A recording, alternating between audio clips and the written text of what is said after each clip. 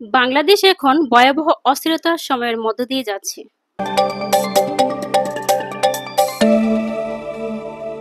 নিজেদের কলঙ্ক ঢাকতে ছাত্রদল ছাত্র শিবিরকে জড়িয়ে নোংরামি করছে শিবির।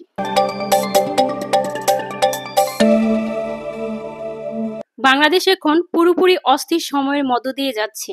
দেশের এখন এমন এক অবস্থা, তাদের সরকার কে চালাচ্ছে তা সরকারের লোকেরাই জানে না। ২৪ ঘন্টার ব্যবধানে দেশের ৩টি বিশ্ববিদ্যালয়ে সংঘর্ষ ও হতাহতের মতো ঘটনা ঘটেছে। সরকারের মিত্রবাহিনীর সাথে মব সন্ত্রাসী ঠেকানো নিয়ে সরাসরি দ্বন্দ্বে জড়িয়ে পড়েছে সেনাবাহিনী। বিশ্ববিদ্যালয়গুলোতে ভয়াবহ সংঘর্ষ হলেও আইনশৃঙ্খলা নীরব ভূমিকা পালন করছে। জাতীয় পার্টি নিয়ে খেলা খেলতে গিয়ে দেশের পরিস্থিতি এতটাই টালমাটাল হয়েছে, যেখানে আইনশৃঙ্খলা বাহিনী এবং সরকারের মধ্যে একটা দ্বন্দ্বের সৃষ্টি হয়েছে। এরই মধ্যে সেনাপ্রধান প্রধান বিচারপতির সঙ্গে দেখা করেছেন আইনি প্রক্রিয়া জানতে। বিশেষজ্ঞরা বলেছেন, জাতীয় পার্টি ইস্যু নিয়ে আরও বাড়াবাড়ি করতে পারে সরকারের মিত্ররা। অন্যদিকে মব সন্ত্রাসের কারণে আরও বিশৃঙ্খলা দেখা দিতে পারে। এরই জের ধরে দেশের ঘটে যেতে পারে অপ্রত্যাশিত কিছু। মব সন্ত্রাসী করতে গিয়ে আইনশৃঙ্খলা বাহিনীর প্রতিরোধী কার্যকলাপের ইউনূস ও তার মিত্ররা হতভম্ব হয়ে পড়েছে।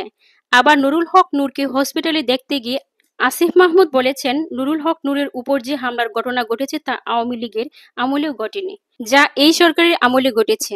এর দায়িত্ব সরকারকেই নিতে হবে। এই বক্তব্য সামাজিক যোগাযোগ মাধ্যমে ট্রল হয়ে দাঁড়িয়েছে। বহু দুর্নীতি ও বিতর্কের মধ্যে থাকা প্রভাবশালী এই উপদেষ্টাকে কোনো কিছুই হেলতে পারেনি।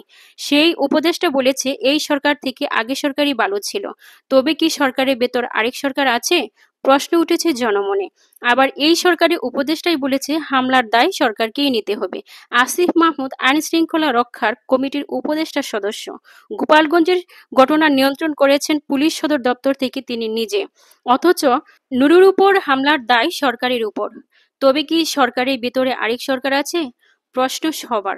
অনেকেই মনে করছে, নূরকে মার খাইয়ে একটা ফাঁদ পেতে জাতীয় পার্টি নিষিদ্ধের পায়তারা চলছে। এর আগে সরকারের মিত্রবাহিনী বহু নাটক সাজিয়ে আওয়ামী লীগের নিষিদ্ধ করা হয়েছে।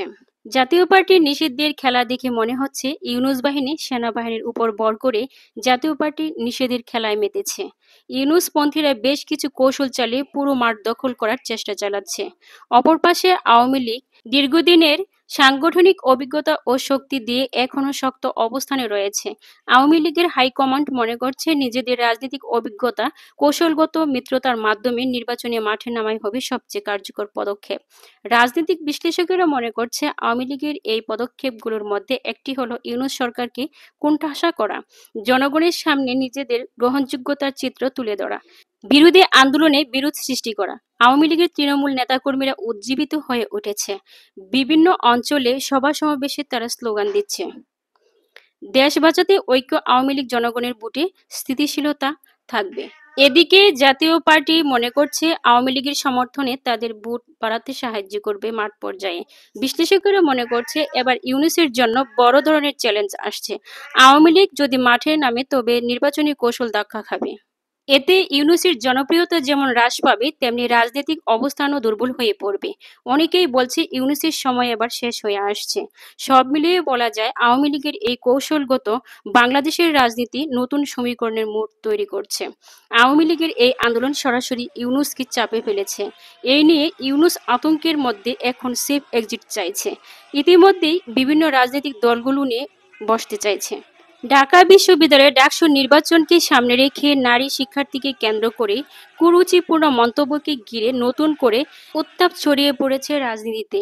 বামজোট অপরাজেয় ৭১ এবং অদম্য ২৪-এর প্রার্থী বি.এম. ফাহমিদা আলম নির্বাচনে বাংলাদেশের ইসলামী ছাত্র শিবির সমর্থিত জেএস পদপ্রার্থী এস.এম. ফরহাদের প্রার্থিতা বৈধতার চ্যালেঞ্জ করে রিট করেছিলেন। তাকে এক ফেসবুক পোস্টে গণধর্ষণের হুমকি দেন ডাবি শিক্ষার্থী আলী হোসেন। তাতে সমালোচনার ঝড় বয়ে উঠেছে। অভিযুক্ত শিক্ষার্থী আলী হোসেনের বিষয়ে ছাত্র শিবির ও ছাত্রদল ভিন্ন ভিন্ন দাবি করেছে। প্রথমে ছাত্র শিবির উল্লেখ করে আলী হোসেনকে তাদের কর্মী হিসেবে অভিযোগ করে অপপ্রচার চালানো হচ্ছে। সংগঠনটির দাবি তার সাথে শিবিরের কোনো সম্পর্ক নেই। এমনকি আলী হোসেন ফেসবুক লাইভে এসে বলেছেন তিনি কোনো দলের সাথে সংযুক্ত নন। শিবিরের ঢাকা বিশ্ববিদ্যালয়ের শাখা ইতিমধ্যে ঢাকা বিশ্ববিদ্যালয় প্রক্টরের কাছে অভিযোগ দিয়েছে, যাতে অভিযুক্ত শিক্ষার্থীকে শাস্তির আওতায় আনা হয়। অন্যদিকে ছাত্রদল দাবি করছে রিট আবেদনকারী নারী শিক্ষার্থীকে প্রকাশ্যে গণধর্ষণের হুমকিদারি আসলে শিবিরেরই নেতা। এই ঘটনার ক্ষোভ জানিয়ে সারা দেশে বিক্ষোভ কর্মসূচির ঘোষণা দিয়েছে ছাত্রদল। ছাত্রদলের এই ঘোষণা তীব্র নিন্দা জানিয়েছে ছাত্র শিবির। ২রা সেপ্টেম্বর এক যৌথ বিবৃতিতে ছাত্র শিবিরের কেন্দ্রীয় সভাপতি জাহিদুল ইসলাম ও সেক্রেটারি জেনারেল নুরুল ইসলাম সাদ্দাম ছাত্রদলের অপপ্রচারের প্রতিবাদ জানান। বিবৃতিতে তারা বলেন, বাংলাদেশ জাতীয়তাবাদী ছাত্রদল যে প্রেস বিজ্ঞপ্তিতে বলেছেন তা সম্পূর্ণ ভিত্তিহীন, বানোয়াট এবং রাজনৈতিক উদ্দেশ্যে প্রণোদিত। নারী শিক্ষার্থীদের নিরাপত্তার প্রশ্নে কলঙ্ক ঢাকতে ছাত্রদল ঢাকা বিশ্ববিদ্যালয়ের ছাত্র শিবিরকে জড়িয়ে নোংরামি করছে। বিবৃতিতে আরও বলা হয়, ঢাকা বিশ্ববিদ্যালয় সহ দেশের বিভিন্ন ক্যাম্পাসে ছাত্রদলের নেতারা বিভিন্ন সময় নারী শিক্ষার্থীদের নিয়ে সাইবার বুলিং, স্লাট ও স্লিমিং, ধর্ষণ ও শ্লীলতাহানির মতো জঘন্য অপরাধে জড়িত। নারী শিক্ষার্থীদের মান সম্মান ধ্বংস করার নোংরা রাজনীতিতে ছাত্রদল ছাত্রলীগের মতোই মুদ্রার এপিঠ ওপিঠ। তাদের হাতে ২০০২ সালের বুয়েটের শিক্ষার্থী সাবিকুন নাহার রুনির রক্ত লেগে আছে। ছাত্রদলের হাতে ডাবি শিক্ষার্থী ২০০২ সালের শামসুন নাহার হলে শত শত নারী শিক্ষার্থী ধর্ষণ ও নির্যাতনের শিকার হয়। অথচ তারা উল্টো ছাত্র শিবিরকে অভিযুক্ত করে, যা শিষ্টাচার এবং সীমা অতিক্রম করে। আমরা স্পষ্ট করেই জানাচ্ছি, অভিযুক্ত ব্যক্তি কোনোভাবেই ছাত্র শিবিরের সাথে যুক্ত নয়, বরং তার কর্মকাণ্ডের বিরুদ্ধে ডাবির ছাত্র শিবিরের ইতিমধ্যে বিশ্ববিদ্যালয়ের প্রক্টরের কাছে লিখিত অভিযোগ দিয়েছে। অপরাধীর বিরুদ্ধে পদক্ষেপ নেওয়া হয়।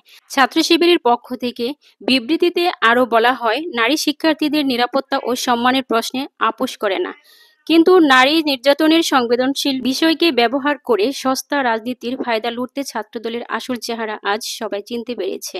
শীর্ষ সংগঠনটির পক্ষ থেকে ছাত্রদলকে বলা হয়, ছাত্র শিবিরকে জড়িয়ে মিথ্যা প্রচার থেকে বিরত থাকুন।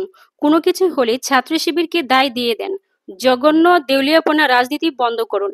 Internet, social media, open information এই যুগে শিক্ষার্থীরা নারী নির্যাতনের মতন সংবেদনশীল ইস্যুতে অপপ্রচারের জবাব কিভাবে দিতে হয় তারা জানে।